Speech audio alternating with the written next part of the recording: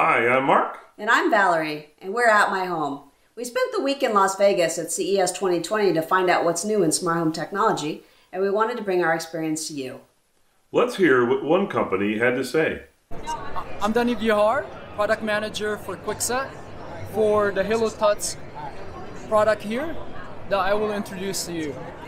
So it's based on current fingerprint technology available in mobile phones today. So if you have a fingerprint that's already enrolled, you can go ahead and unlock the door. Even without a registered fingerprint, you're able to lock the door. However, with a non-registered fingerprint, if you try to unlock the door, as you can see here, it will fail. So the lock is capable of holding up to 100 fingerprints and 50 users. So what that means is that we reserve 2 fingerprints per user. Will be available later this year at a price of MSRP suggested price of $249. So summer this year, this lock will be available in the market. Hey guys, I'm Jason too with Kwikset. Welcome to CES 2020. We're here in our booth showcasing Halo and Wi-Fi connected locks. We've got 2 versions, a touchscreen and a keypad. MSRP here is $229 and $199. Both of them support 250 user codes. Our BHMA AAA rated, that's the highest residential rating. And they both will work with our Kwikset app here to manage the lock, program codes, schedules, view lock event history.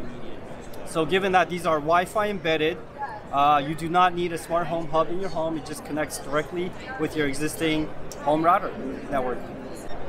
Here we are showing the 2-digit secure screen technology that forces you to put 2 fingers prints everywhere, and then you'll enter your code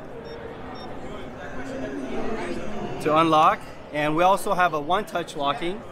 Let's get this confirmation down here. We've got the single touch lock. And one thing I want to point out too is that all of these have the smart key rekeying cylinder that's patented and unique to Kwikset.